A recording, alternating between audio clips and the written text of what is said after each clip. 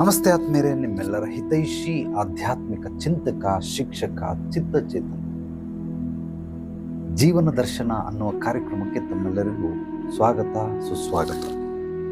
ಸ್ನೇಹಿತರೆ, ನೀವು ನನ್ನನ್ನು ಸೋಷಿಯಲ್ ಮೀಡಿಯಾದಲ್ಲಿ ಯಾವುದೋ ಒಂದು ಜಾಲತಾಣದಲ್ಲಿ ನೋಡಿದ್ದೀರಾ. ಆದ್ದರಿಂದ ನನ್ನ ಒಂದಷ್ಟು ಸಮಸ್ಯೆಗಳಿದ್ದಾವೆ, ದಯಮಾಡಿ ಪರಿಹರಿಸಿ ಅಂತ ಕಾಲ್ ಮಾಡ್ತೀರಾ. ಖಂಡಿತವಾಗ್ಲೂ ತಪ್ಪು ತಿಳ್ಕೊಳ್ಬೇಡಿ.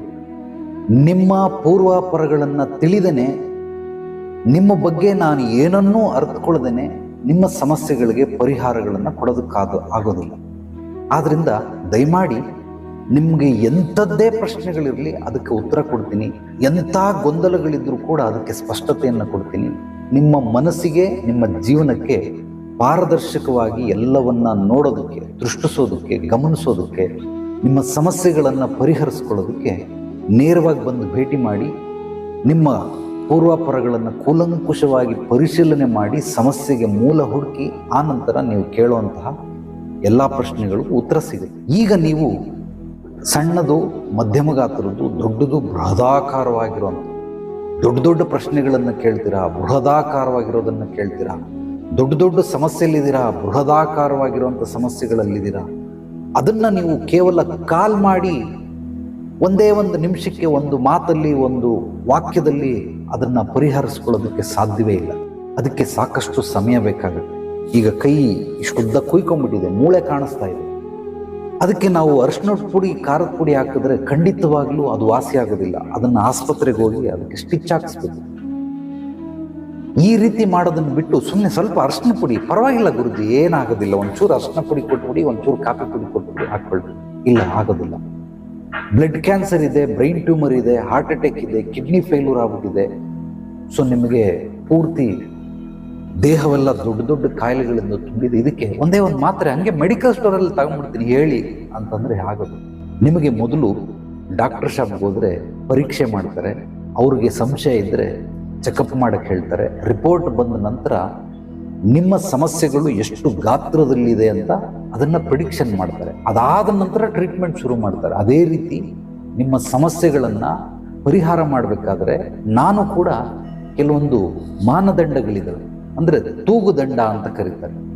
ಅದನ್ನ ನಾನು ತೂಗದೇನೆ ನಿಮ್ಮ ಸಮಸ್ಯೆಗಳಿಗೆ ಹಿಂಗೆ ಮಾಡ್ಕೊಂಬಿಡಪ್ಪ ಪರಿಹಾರ ಆಗ್ಬಿಡ್ತದೆ, ಹಿಂಗೆ ತಾಂಬಡೆ ಒಂಚೂರು ಕಟ್ಟಾಗಿದ್ರೆ ಅರಿಶಿನ ಪುಡಿ, ಕಾಫಿ ಪುಡಿ ಹಾಕ್ಬಿಡಿ ಎಲ್ಲ ಹೋಗ್ಬಿಡ್ತದೆ, ಆ ರೀತಿ ಆಗೋದಿಲ್ಲ. ದಯಮಾಡಿ ನನ್ನ ಮಾತನ್ನ ಅಪಾರ್ಥ ಮಾಡ್ಕೊಳ್ಬೇಡಿ. ನೇರವಾಗಿ ಬಂದು ಭೇಟಿ ಮಾಡಿ. ನೇರವಾಗಿ ಬರೋದಕ್ಕೆ ಸಾಧ್ಯವಾಗಲಿಲ್ಲ ಅಂತಂದರೆ ವಿಡಿಯೋ ಕಾಲ್ ಮೂಲಕ ಒಂದು ಲಿಂಕನ್ನು ಕಳಿಸ್ತೀನಿ, ಗೂಗಲ್ ಮೀಟ್ ಲಿಂಕನ್ನು. ಅದನ್ನು ನೀವು ನೋಡಿದ್ರೆ ಎದುರುಗಡೆ ಕುಂತು ಮಾತಾಡ್ದಂಗೆ ವಿಡಿಯೋದಲ್ಲಿ ನಿಮ್ಮೆಲ್ಲ ಸಮಸ್ಯೆಗಳಿಗೆ ಪರಿಹಾರಗಳನ್ನು ಕೊಡಬಹುದು. ಕನ್ಸಲ್ಟೇಷನ್ ಉಚಿತವಾಗಿ ನಾನು ಏನನ್ನೂ ಮಾಡೋದಿಲ್ಲ. ಕಾರಣ ಏನು ಅಂದರೆ ನಿಮ್ಮೆಲ್ಲ ಸಮಸ್ಯೆಗಳಿಗೆ ಕರ್ಮ ಸಿದ್ಧಾಂತದ ಅನುಸಾರವಾಗಿ ನಾನು ಪರಿಹಾರ ಕೊಡೋದ್ರಿಂದ ಖಂಡಿತವಾಗ್ಲೂ ಉಚಿತವಾಗಿ ಮಾಡೋದಿಲ್ಲ. ಇದನ್ನ ನೀವೆಲ್ಲರೂ ಅರ್ಥ ಮಾಡ್ಕೊಳ್ಳಿ. ಸೊ ಇಲ್ಲಿ ಹುಟ್ಟು ಮತ್ತು ಸಾವು ಎರಡೇ ಉಚಿತ, ಬೇರೆ ಯಾವುದು ಇಲ್ಲಿ ಉಚಿತ ಸಿಗೋದಿಲ್ಲ. ಎಲ್ಲದಕ್ಕೂ ನಾವು ಬೆಲೆ ಕಟ್ಟಬೇಕಾಗುತ್ತೆ. ಅದು ಹಣದ ಬೆಲೆ ಇರಬಹುದು, ಸಮಯದ ಬೆಲೆ ಇರಬಹುದು, ಅದು ಕರ್ಮದ ಬೆಲೆ ಇರಬಹುದು, ಅಥವಾ ನಾವು ಪರಿಶ್ರಮ ಮಾಡಿರುವಂತಹ ಬೆಲೆ ಇರಬಹುದು. ಇದೆಲ್ಲವೂ ಕೂಡ ಅಲ್ಲಿ ನಾವು ತೆತ್ತಲೇಬೇಕಾಗುತ್ತೆ. ಹುಟ್ಟು ಸಾವು ಎರಡು ಬಿಟ್ಟು ಉಚಿತವಾಗಿ ಏನೂ ಜಗತ್ತಲ್ಲಿಲ್ಲ. ಯಾರು ಏನೇ ಉಚಿತವಾಗಿ ಕೊಟ್ಟರು ತಗೊಳ್ಳಬೇಡಿ. ಇದು ನಿಮ್ಮನ್ನು ಮತ್ತಷ್ಟು ಪಾಪಕರ್ಮಕ್ಕೆ ಕೊಂಡೊಯ್ಯುತ್ತೆ. ಆದ್ರಿಂದ ನಾನು ಹೇಳೋದೆಲ್ಲವನ್ನ ಅರ್ಥ ಮಾಡ್ಕೊಳ್ಳಿ, ಮನನ ಮಾಡಿ. ನಿಮಗೆ ಇವತ್ತು ಸಾಧ್ಯವಿಲ್ಲ ಅಂದರೆ ಮುಂದಿನ ವಾರ ಬನ್ನಿ, ಆಗಲಿಲ್ಲ ಅಂದರೆ ಮುಂದಿನ ತಿಂಗಳು ಬನ್ನಿ, ಹಂಗೂ ಆಗಲಿಲ್ಲ ಅಂದರೆ ಮುಂದಿನ ವರ್ಷ ಬನ್ನಿ, ಏನು ತೊಂದರೆ ಇಲ್ಲ. ಅರ್ಜೆಂಟ್ ಏನಿದೆ, ನನಗೆ ಅರ್ಜೆಂಟ್ ಇಲ್ಲ, ನಿಮ್ಗೆ ಅರ್ಜೆಂಟ್ ಇದ್ರೆ ನೀವು ಬನ್ನಿ. ಸೊ ಉಚಿತವಾಗಿ ಮಾತ್ರ ದಯಮಾಡಿ ಕೇಳಬೇಡಿ.